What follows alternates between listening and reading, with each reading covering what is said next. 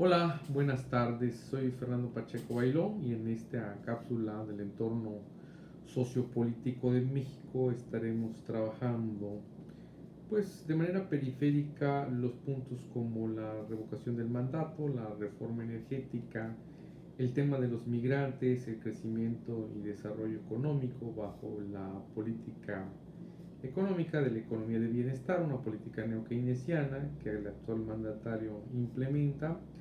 Trabajaremos un poco del tema de la vacunación, de la pandemia, visto desde los efectos sociopolíticos y la atención de las personas que se han postergado, como son los enfermos con cáncer, los enfermos de VIH, que no han recibido la atención justa, repito, de manera periférica estaremos abordando. La reforma energética, como ustedes saben, se está discutiendo en el Parlamento Abierto, que es un mecanismo de participación ciudadana en el cual pues el Congreso de la Unión ha implementado mesas receptoras de discusión de análisis en formatos virtuales para que se pueda pues analizar en ese aspecto y ojalá si fuese la inclusión también de las propuestas que los expertos están pues analizando y proponiendo para un esquema transitorio hacia la generación, producción y la eficiencia del tema energético, vista no solo desde los empresarios, sino de los usuarios, que finalmente todos somos usuarios del tema energético y principalmente de la electricidad. Para nosotros pues es caro, los que vivimos en Yucatán es caro la energía eléctrica a comparación de otros estados del norte.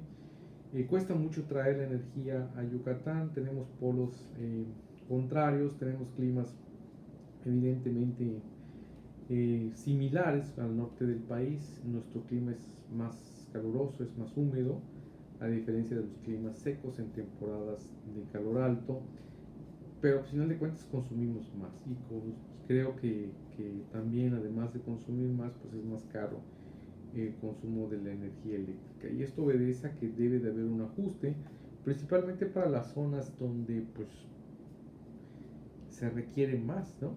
Sobre todo por el tema de la sobrevivencia, de la permanencia pues, de sistemas de refrigeración y ventilación para mantenerse no tan caluroso como se puede notar. El tema de discusión, como ustedes vieron durante el sexenio de el entonces presidente Enrique Peña Nieto, se trabajó el tema de la participación de los particulares y que el Estado pues sufragara los gastos correspondientes a la generación. Y bueno, vino todo el proceso de integración de campos eólicos, de las energías limpias, que no son criticables desde luego, pero sí de alguna manera el Estado no participó en este ejercicio. Ahorita hay un regreso a la participación del Estado y bueno, un tema polémico, así como decir que Pemex es de los mexicanos y del CFE también, no se ve el beneficio de manera directa de por qué tenga que ser de los mexicanos si el consumo de energía eléctrica pues sigue siendo caro, igual el combustible, ¿no? Otro tema que llama la atención es la figura de revocación del mandato, igual mecanismo de participación ciudadana, y como ustedes saben el día 10 de abril pues si todo sigue igual, pues surtirá efectos, ¿no? Durante los primeros días del mes de febrero, pues se dará a conocer el órgano electoral mediante su presidente en el INE, pues dirá precisamente algo que ya es notorio, pero lo hará oficial mediante el número de firmas de, que se lograron cotejar y que a final de cuentas dieron que exista la anuencia por parte de los ciudadanos para que se logre esta figura de revocación del mandato, para que se someta a consulta si el titular del Ejecutivo permanece o no en el cargo, ¿no? Como ustedes saben, el tema de discusión es la pregunta, ¿no? La pregunta es, ¿estás de acuerdo que el presidente de los Estados Unidos mexicanos se le revoque el mandato por la pérdida de confianza o siga hasta que termine su periodo? Recordemos que en los sistemas presidenciales la figura de pérdida de confianza es lo que lleva a la revocación del mandato, ¿no? No tenemos que esperar a que termine el periodo de gobierno para revocarle el turno. Hay un ajuste a la Constitución de la República. En los sistemas parlamentarios es diferente porque la figura de revocación de mandato o esquema de pérdida de confianza gira en torno a lo que se le llama una moción de censura, en el cual el Parlamento le retira la confianza al jefe de gobierno. En este caso, recordemos que los sistemas parlamentarios es una figura dual, el jefe de Estado y el jefe de gobierno. Entonces, repito, se le retira la confianza mediante la moción de censura y se establece una revocación del mandato. Es diferente porque es una democracia indirecta. El ciudadano tiene la representación más bien del ciudadano la tiene parlamentario, ¿no? O sea, el parlamento como tal, ¿no? Como existiese, llámese en Alemania el Bundestag o el Bundesrat, llámese la Cámara de los Comunes o la Cámara de los Lores en el sistema parlamentario inglés. Y bueno, es como funciona, ¿no? En nuestro caso es un sistema presidencial porque el jefe de Estado tiene dos funciones. El presidente de la República, pero tiene dos funciones: es jefe de Estado y es jefe de gobierno. Sin embargo, ha surgido una polémica frente a la acción de inconstitucionalidad que ha presentado la oposición política al titular del Ejecutivo, cuando cuestionan esto de que la pregunta abre la puerta a una reelección. Tema tabú en México, ¿no? Por lo que ha acontecido en periodos anteriores, el santanismo, el porfiriato. Y bueno, creo que es polémico también entender que, a final de cuentas, la revocación de mandato, a mi juicio, y eso espero que así sea, sin filias ni fobias, creo que abre la posibilidad más que nada a la participación y ve al órgano del INE no como un órgano solamente en materia electoral, sino también como un órgano que organice, promueva e implemente la participación ciudadana, eso que llamamos la democracia directa. Creo que eso es una etapa muy importante, viéndolo en buena lid, más allá de pensar de llevar agua al molino, que independientemente de quién sea el titular del Ejecutivo y el partido político en el que esté en turno, pues siempre habrá esa suspicacia, ¿no? Porque, pues, a final de cuentas, está ese esquema. Otro tema que vale la pena analizar en este contexto del aspecto sociopolítico y del entorno político de México, pues tiene que ver con el tema de los migrantes, ¿no? Los migrantes,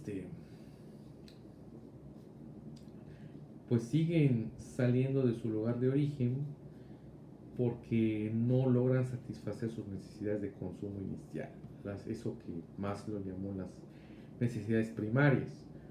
Y como tal, pues se requiere pues fuentes de empleo que no las generan sus países de Centroamérica, y eso propicia que salgan a buscar trabajo para mejorar sus fuentes de empleo.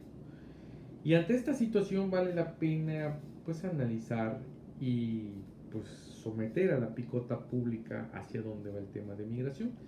Creo que ustedes saben que esta política migratoria pues no era antimigratoria, sino se volvió como tal producto de pues la situación sociopolítica del sexenio anterior, del gobierno, perdón, no sexenio, del gobierno anterior de Trump, y los acuerdos que tuvieron con el titular del Ejecutivo, con el presidente de la llamada Cuarta Transformación. Y esto obviamente obligó a que cambiara el rumbo de la política migratoria. Como dicen, se convirtió en antimigrante, ¿no?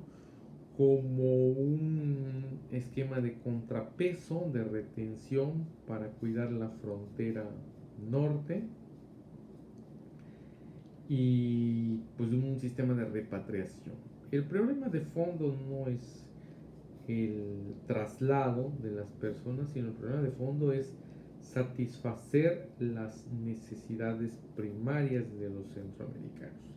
Y esto nos lleva a hacer una retrospectiva política, cuando pensemos en el proyecto de Salazar Adame que hablaba de precisamente el Plan Puebla-Panamá, que era un proyecto que el presidente Fox impulsó inicialmente y que no se pudo concretar por los acuerdos de América Latina, particularmente Centroamérica.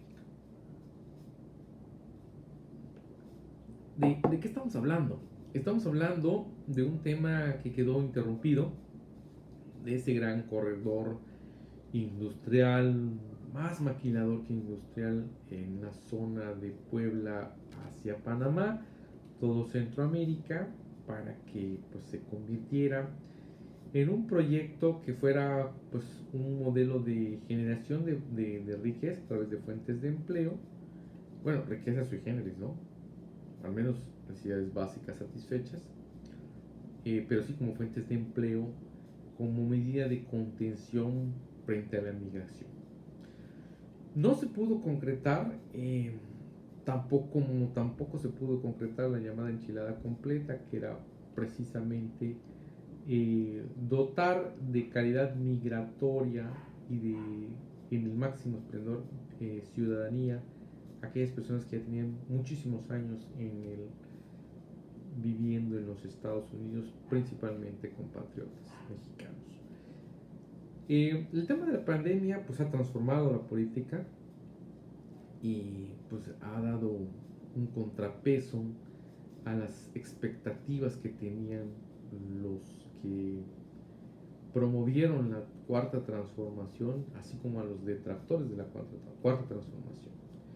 Creo que esto ha propiciado que pues la calma que se ve en los aspectos sociopolíticos se vea reflejado ante una situación pues de incertidumbre frente al porvenir, ¿no? Creo que a final de cuentas somos positivos al pensar que esto va a mejorar, pero también la situación de las oleadas que presentan pues también generan esa incertidumbre que hemos visto, ¿no? Creo que hay temas que se quedan en el tintero porque no se pudieron superar, como es el caso de la atención a los postergados, porque lo prioritario aquí fue la atención a los enfermos de COVID y aquellas personas que requerían atención pronta, expedita para su salud, como fue el caso de los enfermos de cáncer, pues obviamente quedó postergado, ¿no? Que es personas que requerían atención inmediata, pues quedó un poco postergado y con la medida de lo posible se ha tratado de ir solventando poco a poco. Pero bueno, creo que son elementos que hay que considerar en el análisis sociopolítico del momento. Y bueno, vale la pena pensar, ¿no?, en los análisis subsecuentes que tenemos. Las formas de interacción con un servidor, pues en mis redes sociales me encuentran en Facebook como Fernando Pacheco Bailón. Visiten este canal de YouTube y pues en Twitter me buscan, perdón, como @pachbailón, P-A-C-H, bailón, así me encuentran. Y podemos interactuar en estos esquemas de participación y de opinión, ¿no?, frente a lo que se discute en los temas del momento, ¿no?, en nuestro país.